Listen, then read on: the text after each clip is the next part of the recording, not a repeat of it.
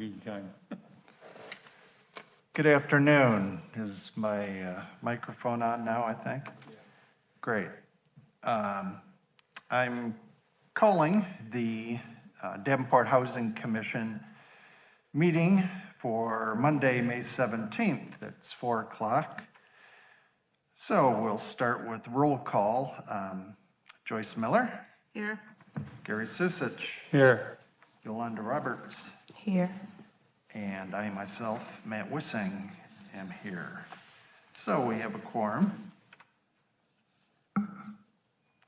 And our first order of business today is the minutes for the April meeting. And ask anyone if they have any questions or corrections. It was a pretty quick meeting, as this will probably be today.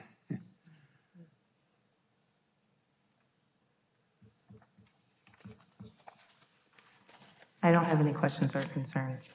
Okay. Would someone care to make a motion to approve the minutes? I make a motion, we approve the minutes for April. Second. Great. It's been moved and seconded to approve the minutes of the April meeting. All those in favor say aye. Aye. Opposed, same sign. Hearing none, those pass. Now we'll go on to the financial reports for the month of April.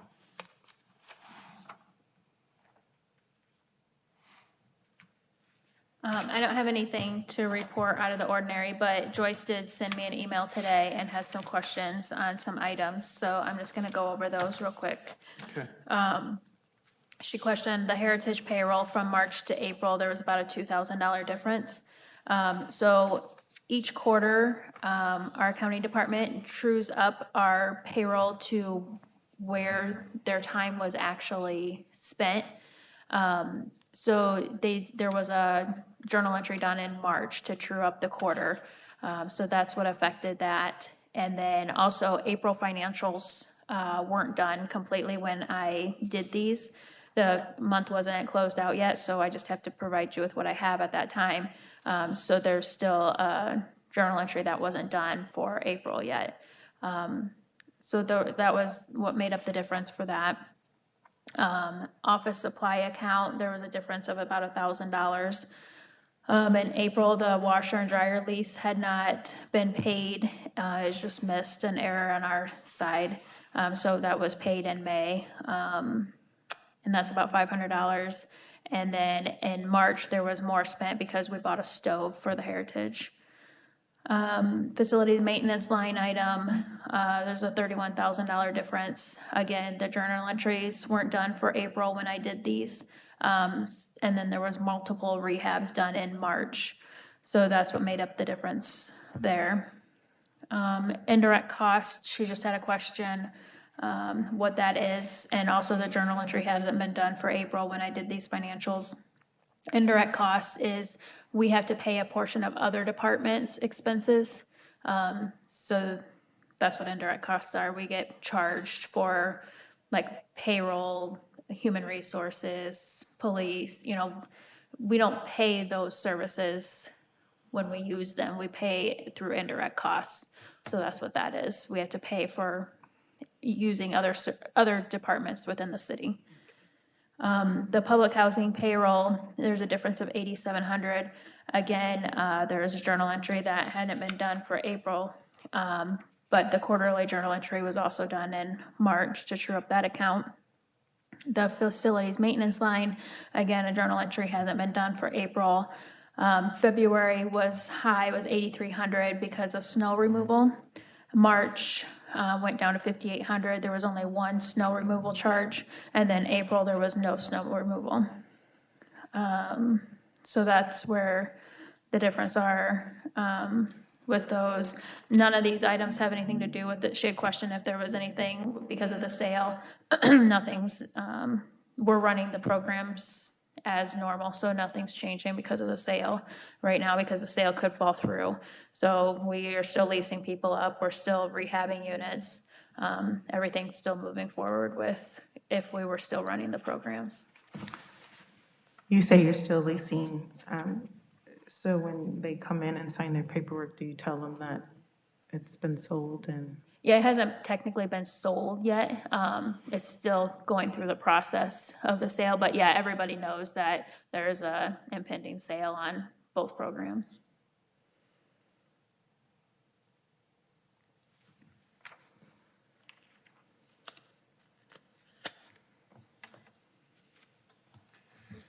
Destiny, on the Section 8, we kind of talked briefly on the phone one day. I'm not even sure how we got into it, but I think I was asking you about once the sale happens, how many people were going to stay in that, and you said that the preliminary plan is to have 3 people, but maybe even pair it to 2. And I don't recall asking you, how many people are in that division who just work on Section 8 now? So we have 4 housing coordinators. We have 2 that are full-time Section 8. They only do Section 8.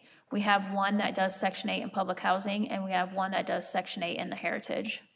So there's 3 full-time positions, basically, because there's the half-time between public housing and Section 8 and half-time between heritage and Section 8.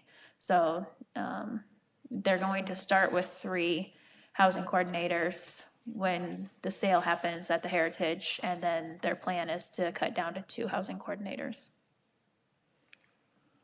Is my understanding. I don't make that decision. Right. I just don't think I thought it through that day that we were chatting, just about what may happen in the future. Right. Okay. All right.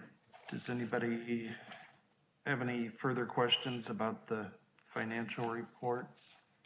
If not, I'll ask someone for a motion to approve those. I move that we approve the financial report for the month of April.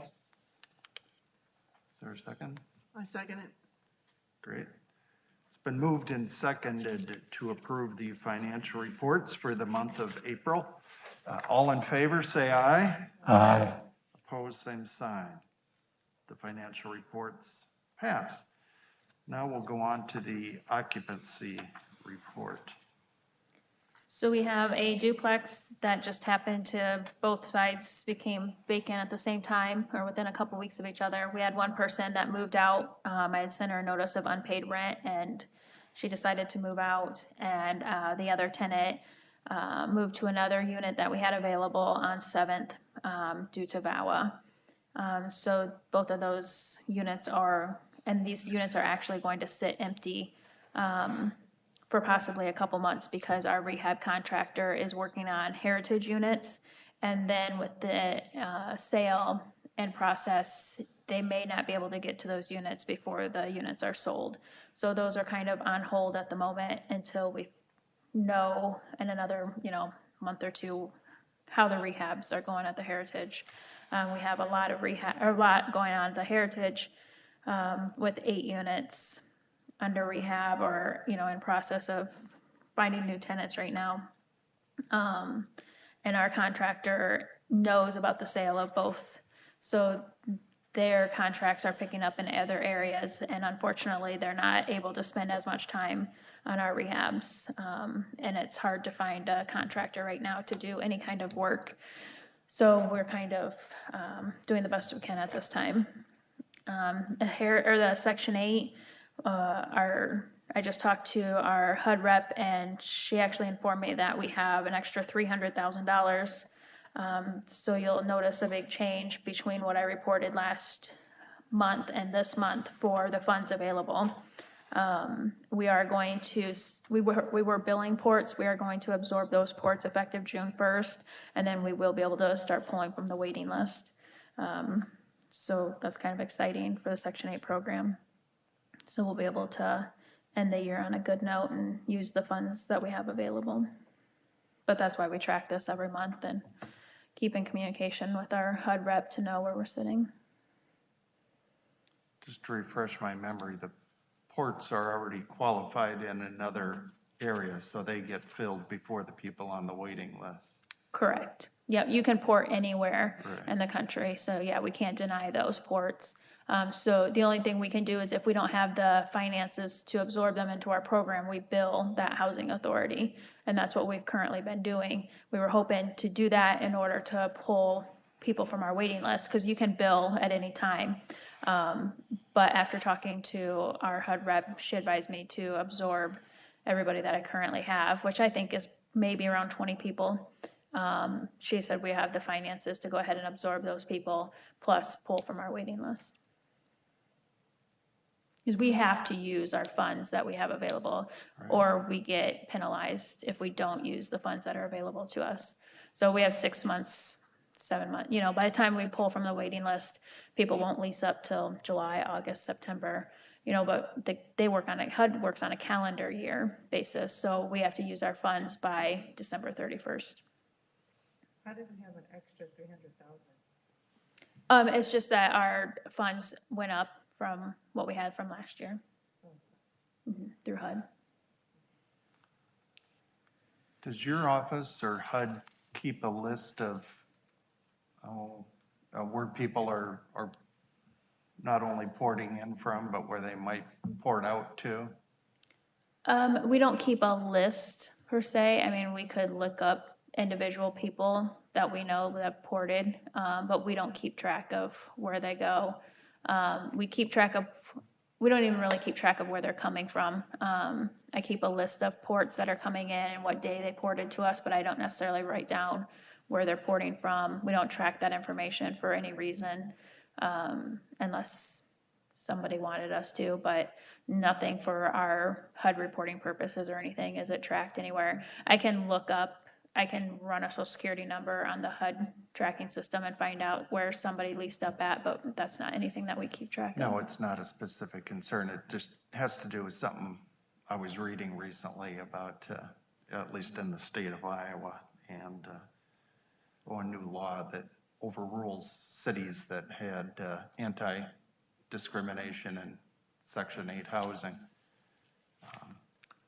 But different misconceptions that were out in different areas that may have led to that. But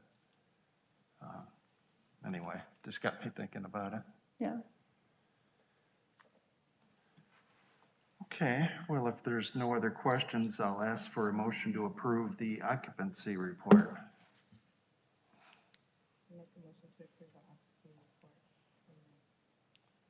Second.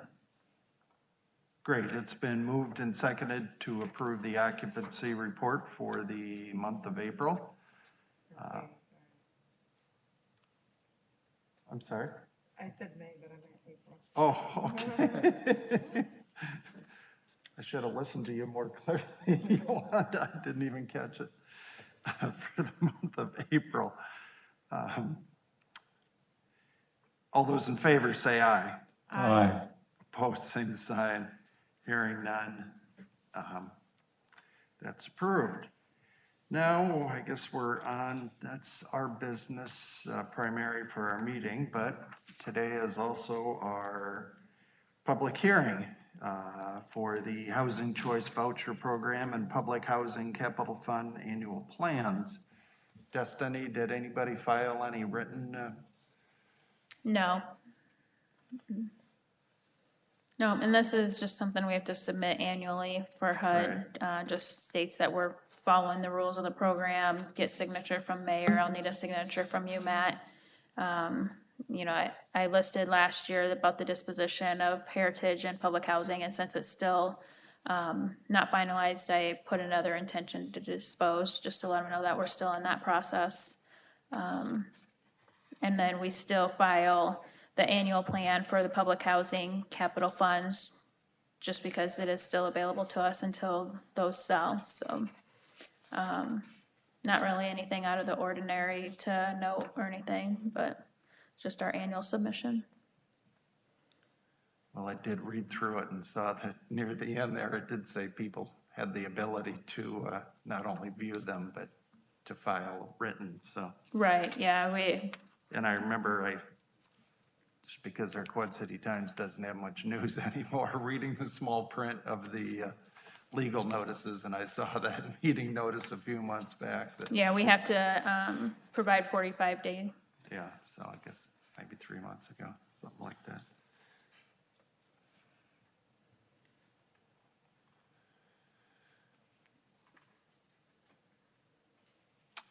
Well, I don't see anyone in our audience either. Do we have to keep this open for a certain amount of time?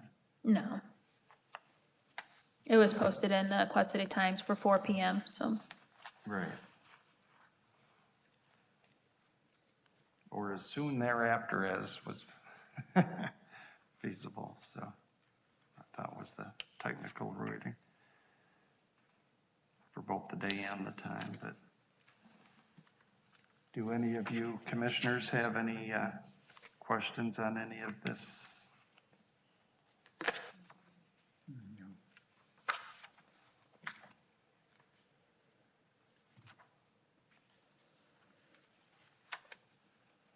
Joyce, you're the one with, that's good with detail, so. And I think it's the first time you've been through it or seen this stuff, so. I'm still looking right now, so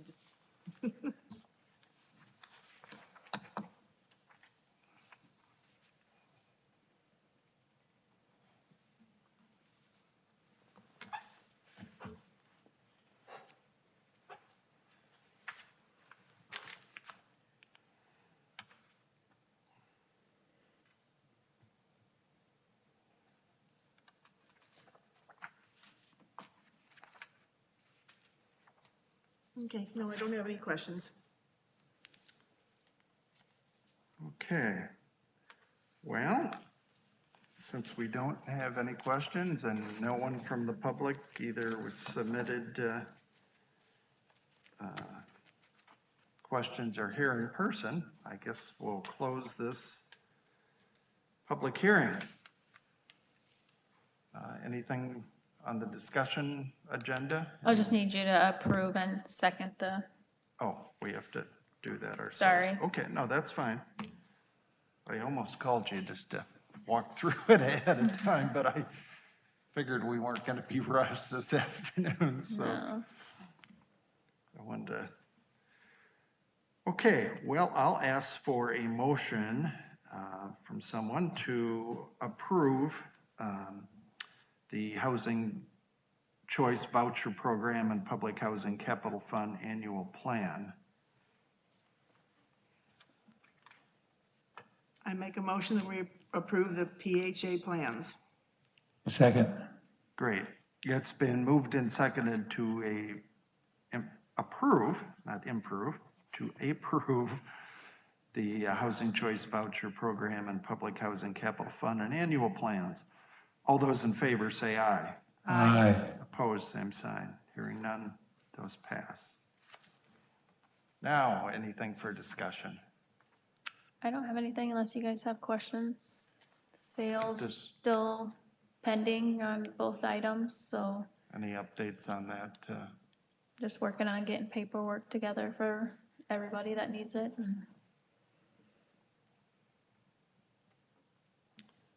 Okay, well, I just checked the calendar. The third Monday in June is the 21st. Okay. So we can mark our calendars for next month. If there's no other discussion, I'll ask for a motion to adjourn. Second. Great. Been moved and seconded. All in favor, aye. Aye.